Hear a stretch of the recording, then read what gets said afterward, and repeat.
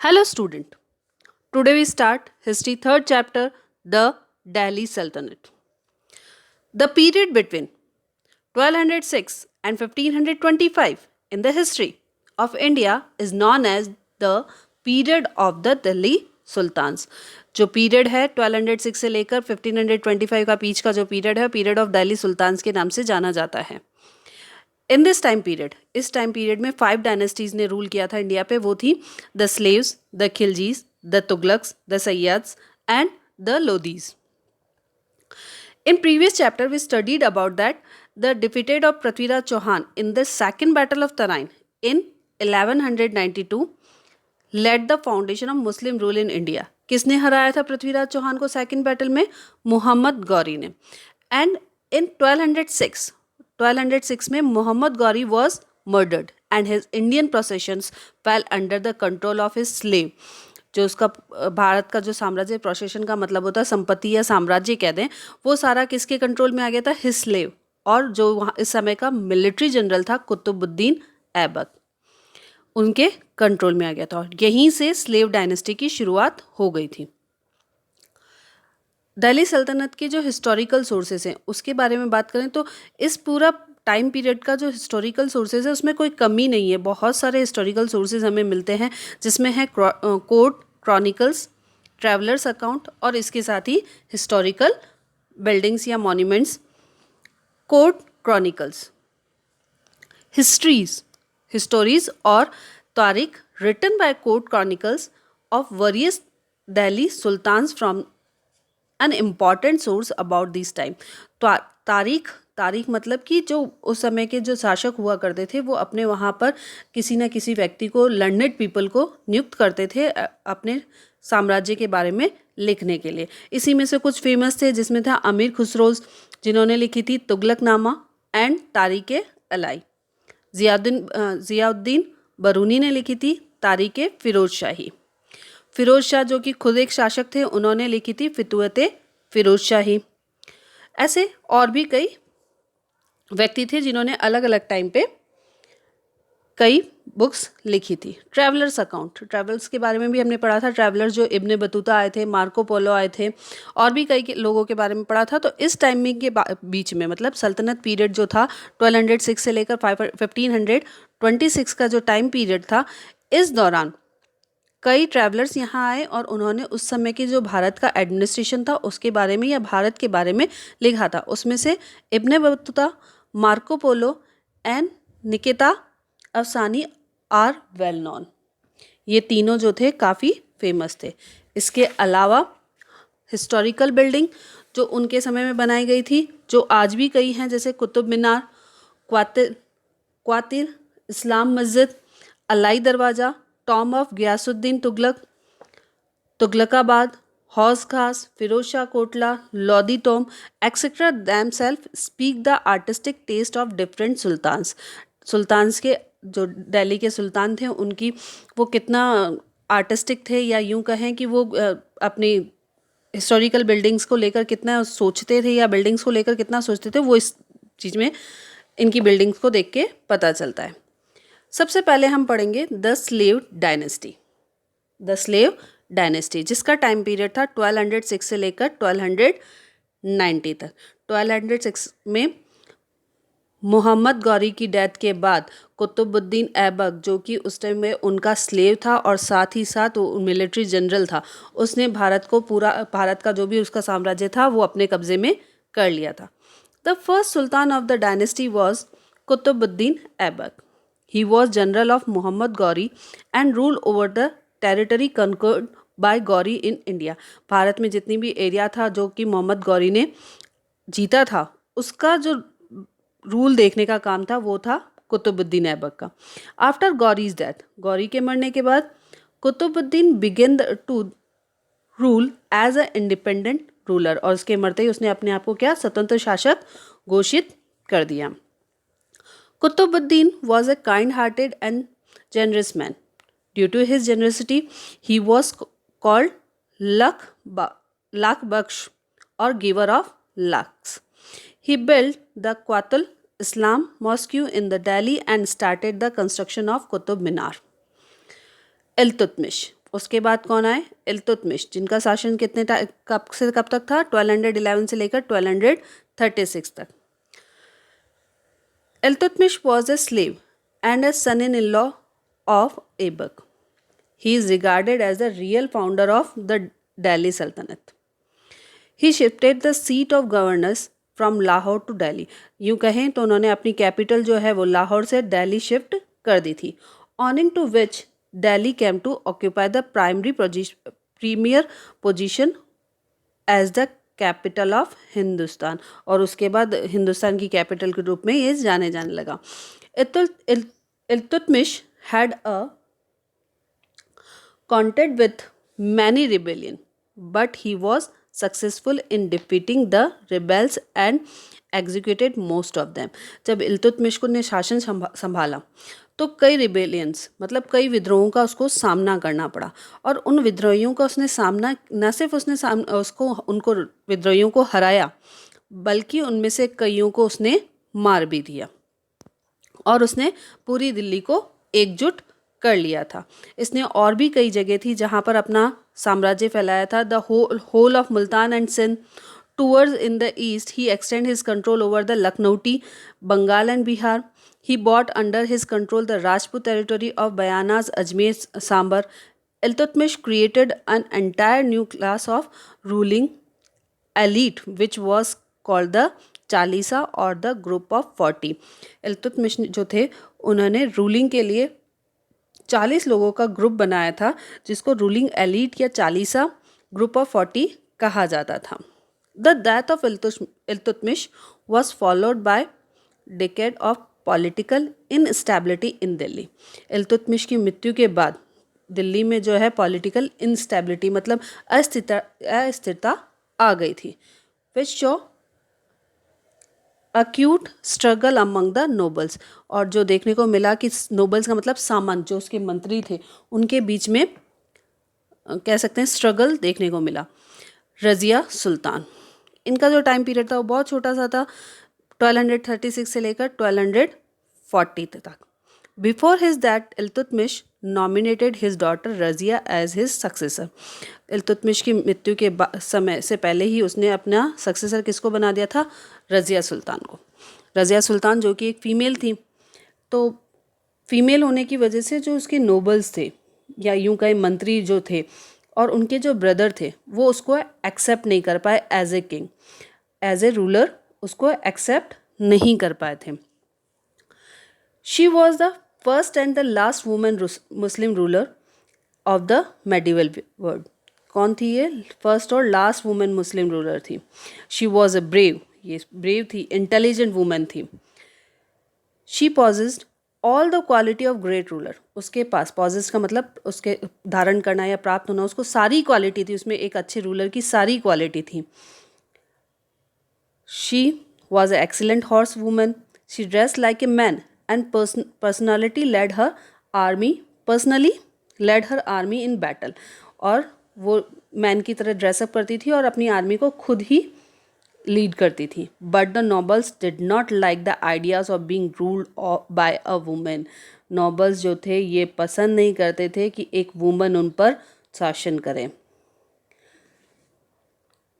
A chronicle of age, Minhaj i Siraj recognise the Razia was more able and qualified than all her brothers.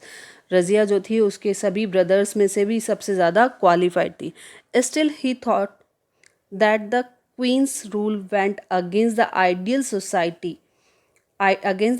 social order created by God, in which women were supposed to be subordinate to men.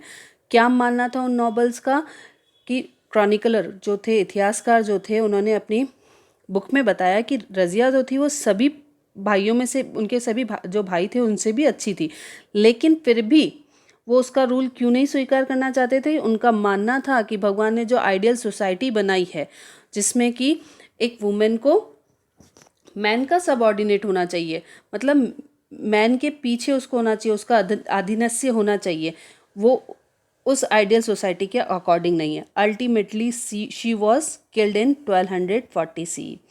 और finally उसको 1240 CE में उसका murder कर दिया।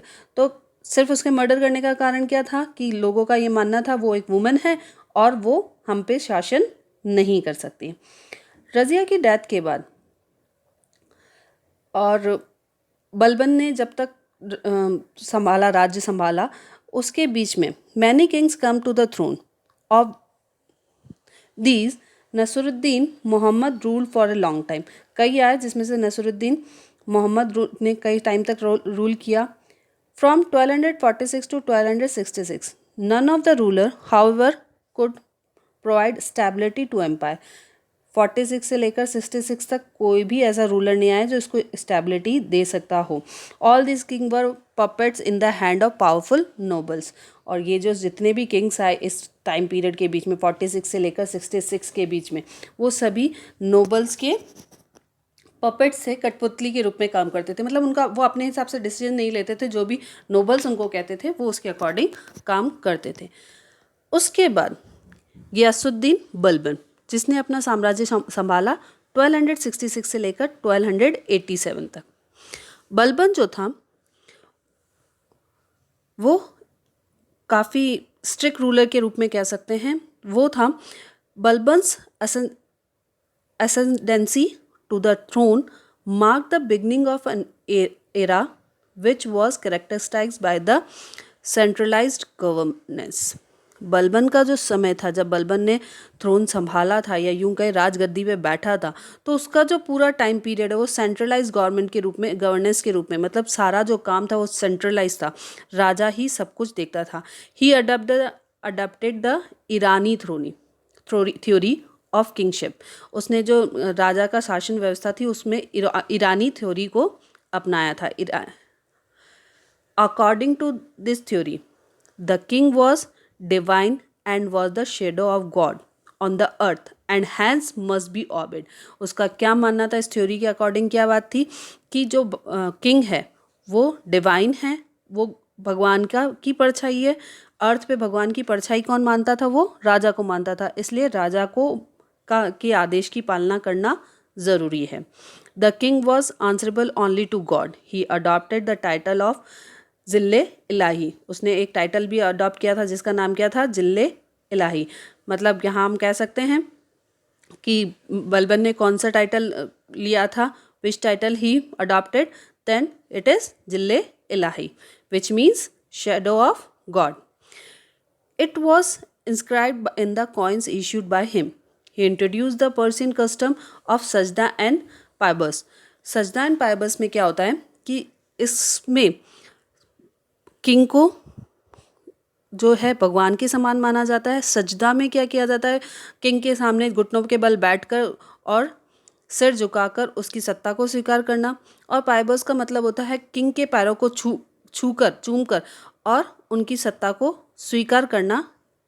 ये जो custom था ये इसने इंट्रोड्यूस किया था। He followed a policy of blood and iron and crossed any rebellion with the heavy hand.